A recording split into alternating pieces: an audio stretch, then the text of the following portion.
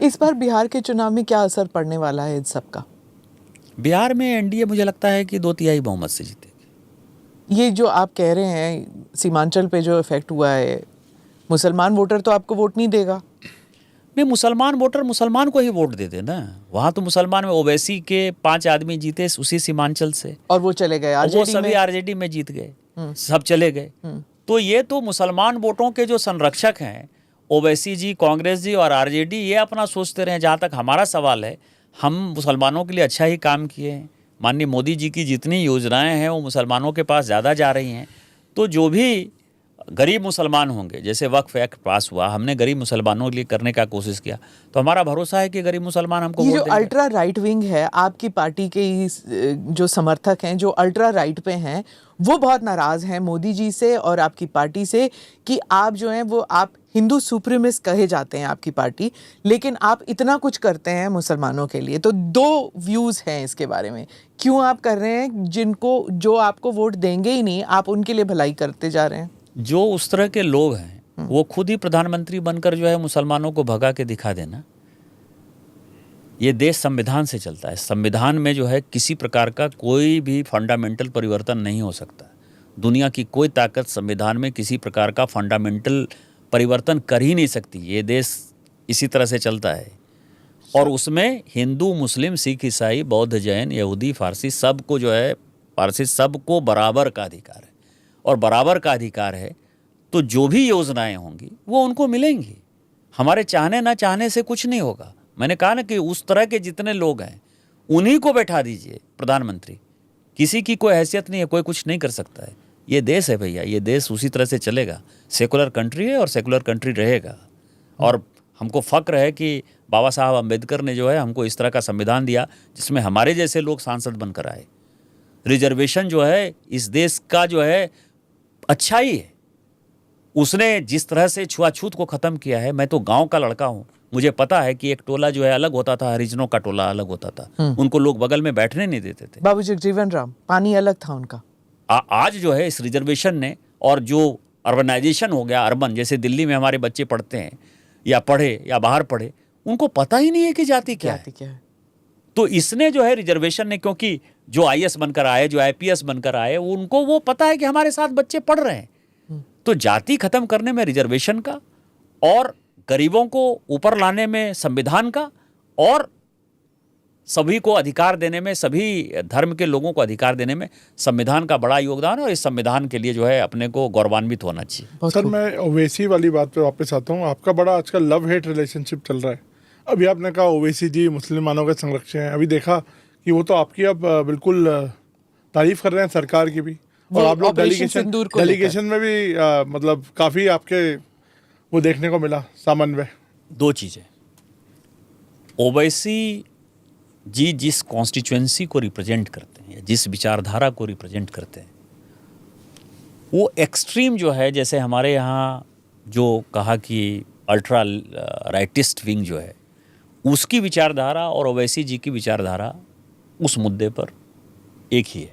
वो मुसलमानों के लिए वो अल्ट्रा राइटिस्ट ही मानिए उनको। और मैं फ़क्र है कि मैं राष्ट्रीय स्वयंसेवक संघ से आया, मैं विद्यार्थी परिषद में होल टाइमर रहा, मैं स्वदेशी जागरण मंच में होल टाइमर रहा।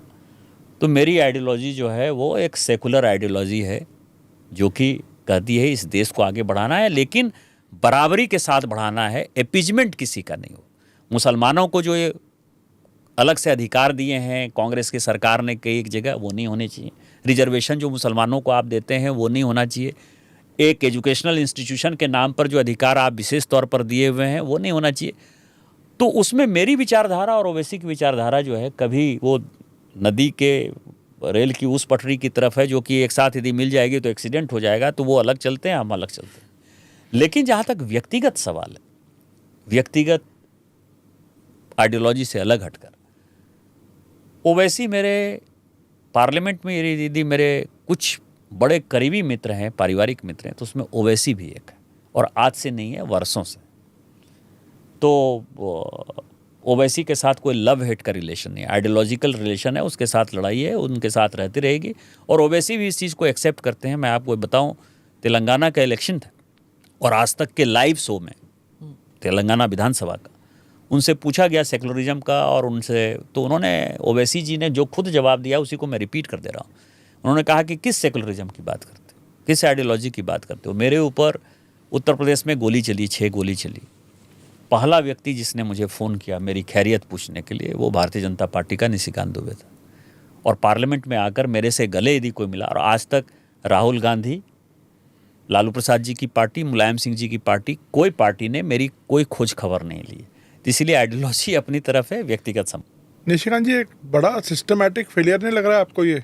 क्योंकि देखिए, सेंट्रल गवर्नमेंट आपकी है, और जो घुसपैठ की बात आपने की, अगर बांग्लादेशी इस लेवल से अंदर घुस रहे हैं तो इसकी जिम्मेदार कौन है? जैसे कि ममता दीदी भी ये बोल रहे हैं कि ये तो सेंट्रल गवर्नमेंट का इसमें रोल है कि आपको रोकना है देखिए, इन्फिल्ट्रेशन। 2 चीज़ें मैं अपने इलाके के लिए कर रहा हूँ। तो माननीय गृह मंत्री जी ने जो काम किया अभी 5-6 साल में, उसका कोई तोड़ ही नहीं। नक्सलिज्म 112 ज़िले में थे, आज वो 5-6 ज़िले में सिमट गए होंगे। चूँकि मैं नक्सलाइट ज़िले से सांसद हूँ तो इसलिए मुझे पता है कि उन्होंने क्या काम किया है। जो बात आप कह रहे हैं ना, हमारे यहाँ जो वोटर बढ़े या हमारे यहाँ जो पॉपुलेशन बढ़ा, वो 2004 से लेकर 2014 तक बड़े पैमाने पर बढ़ा। और मैं आपको ले जाऊंगा पाकुड़ और साहबगंज, मेरे यहाँ आप चलिए, यू विल बी शॉक्ड। एक एक घर में जो है, इतने छोटे बच्चे से, 2 साल के बच्चे से लेके आपको 20 साल के कम से कम 15-15, 20-20 बच्चे नजर आएंगे। वो सब 2004 से 2014 के बीच में आए और अब उनकी जनसंख्या बढ़ रही है। एक पार्ट ये है कि 2014 के बाद से इन्फिल्ट्रेशन जो है कमा है, मैं ये नहीं कहता कि खत्म हुआ। दूसरा है कि अभी आप कहेंगे कि आपकी सरकार है, इन्फिल्ट्रेशन बढ़ रहा है, आप जिम्मेवार नहीं है। एग्रीड। जो माननीय गृह मंत्री जी ने लोकसभा में कहा on the floor of the house, और अभी पुरानी बात नहीं है, अभी उन्होंने मार्च के महीने में कहा, उन्होंने कहा कि हम पूरे बांग्लादेश के इलाके में फेंसिंग करना चाहते हैं। जो ममता बनर्जी की गवर्नमेंट है वो मुझे लैंड ही नहीं दे रही, क्योंकि जमीन का जो अधिकार है वो राज्य सरकार का अधिकार है। इस कारण से 1500 किलोमीटर, 4000 किलोमीटर का जो है वो एरिया है, 1500 किलोमीटर में जगह ही नहीं दे रही है। इस कारण से फेंसिंग का काम रुका हुआ है। दूसरा जो उन्होंने और इम्पॉर्टेंट कहा, जिसमें कि आप आर्टिफिशियल इंटेलिजेंस और साइबर सिक्योरिटी का एक मामला है, कि उसमें से 400 किलोमीटर जगह ऐसी है जहां कि हम चाहकर भी फेंसिंग नहीं कर सकते। हाँ, स्वैम्प एरिया है, हाँ, नदी है, नाले हैं, पहाड़ है, पर्वत है, वहां चाहकर भी हम फेंसिंग नहीं कर सकते। उस कारण से जो उस तरह का डिफिकल्ट टेरेन है वो समस्या है। उस समस्या का समाधान भी निकलेगा। जो माननीय मोदी जी हैं और जो माननीय अमित शाह जी हैं, गृह मंत्री जी, इन दोनों के बारे में दुनिया ये जानती है ना। मुझे बोलने की कार्यकर्ता के नाते इतनी आवश्यकता नहीं है कि वो छोड़ेंगे नहीं इन चीज़ों को।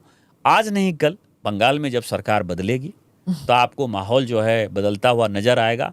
और जो पूरा इलाका है, मालदा, मुर्शिदाबाद, कलियाचक, बीरभूम, 24 परगना, किशनगंज, अररिया, पूर्णिया, कटिहार, मेरे यहाँ का पाकुड़, साहबगंज, जामताड़ा, गोड्डा, ये सारे एरिया जो मुस्लिम बाहुल्य हो गए हैं बांग्लादेशी घुसपैठियों से, मुस्लिम बाहुल्य मतलब बांग्लादेशी घुसपैठियों से, वो सारे लोग यहाँ से बाहर निकाले जाएंगे। जैसे आसाम में आप देख रहे हैं कि हेमंत बिस्वा शर्मा कितना मजबूत ड्राइव कर रहे हैं। कल भी उन्होंने जो है 30,000 एकड़ ज़मीन जो है ये किया। और उसमें मैं एक आपको बड़ी बात बता दूं कि ये सभी जो है वायनाड जा रहे हैं या कुर्ग में जो है बसने की कोशिश कर रहे हैं। कल ही मुझे जो है कई एक फ़ोन केरल से आए हैं और कई एक फ़ोन कुर्ग से आए हैं कि जो आसाम से भगा रहे हैं बांग्लादेशियों को, उन सबों को जो है कर्नाटक और केरल में बसाया जा रहा है।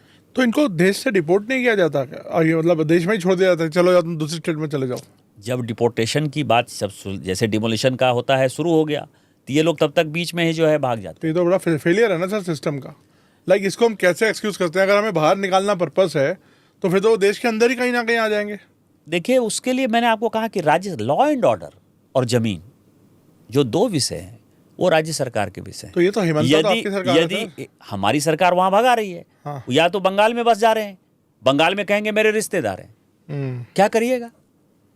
अभी आपको ध्यान हो कि महाराष्ट्र के अंदर, मुंबई के अंदर जब भगाए जा रहे हैं तो सभी कह रहे हैं कि बंगाली स्पीकिंग के ऊपर जो है आप अटैक कर रहे हो। उसका आधार कार्ड लेके जो है बंगाल की सरकार जो खड़ी हो जा उड़ीसा रही में है। हो रहा है, महुआ मोइत्रा ने कहा कि उनकी कॉन्स्टिट्यूएंसी के लोग उड़ीसा गए थे, उनके पास आईडी थे, लेकिन वहां पे जो है उनको पकड़ पकड़ के उनको बंद कर दिया गया नहीं, है। ये नहीं, आधार कार्ड फेक आधार कार्ड बना हुआ है ना। अब आधार कार्ड जो है, अब आधार कार्ड के बारे में भी कंफ्यूजन है। और वर्क परमिट भी था उनके पास, इसके बावजूद वर्क परमिट तो जो कंपनी ले जाती है हाँ। वो वर्क परमिट देती है ना। वर्क परमिट तो हमारे यहाँ नहीं, कुछ हाँ, है ही नहीं ना। सरकारी राज्य सरकार देती है ना केंद्र सरकार देती है। जो कंफ्यूजन इसी बात, आधार जो है, चूंकि हमारी कमेटी ने उसको रिजेक्ट किया हुआ था, मैं फाइनेंस कमेटी में था जब आधार, और आपको पता है इलीगल जो है आधार कार्ड बनवाते रहे मनमोहन सिंह जी। जब हमारी सरकार आई तो हमारी सरकार ने जो है आधार को एक कानूनी दस्तावेज माना। लेकिन उसमें जो फर्क है, जो लोग दुनिया नहीं समझती है, कि आधार कार्ड हमने उनको दिया जो रेसिडेंट ऑफ इंडिया है। रेसिडेंट ऑफ इंडिया कौन है? जो 6 महीने से किसी कारण से हिंदुस्तान में रह रहे हैं, वो आधार कार्ड उनके लिए सिटीजनशिप डॉक्यूमेंट नहीं है। वो सिटीजनशिप डॉक्यूमेंट नहीं। और यही कंफ्यूजन है जो हंगामा होता है कि आधार कार्ड रहते हुए आप कैसे भगा रहे हो। आधार कार्ड प्रमाण नहीं है आपकी नागरिकता का। हम तो आपसे नागरिकता का प्रमाण पत्र मांग रहे हैं। जो लोग, जो ड्राइव चल रहा है, आप दिखा दो ना कि हम वहाँ के हैं, मेरा जमीन था, मेरा मूल रहती है। आप आधार कार्ड के आधार पर कहते हो कि हम सिटीजन को भगा रहे हैं। और इसीलिए करे तृणमूल कांग्रेस के जो भी नेता बात कर रहे हैं, उसके पीछे रीजन है कि वही वोट है। बांग्लादेशी घुसपैठिए को जिस दिन हम बंगाल से भगा देंगे, तृणमूल कांग्रेस, सीपीएम और कांग्रेस कभी भी जो है सत्ता में वहाँ वापसी नहीं कर सकती।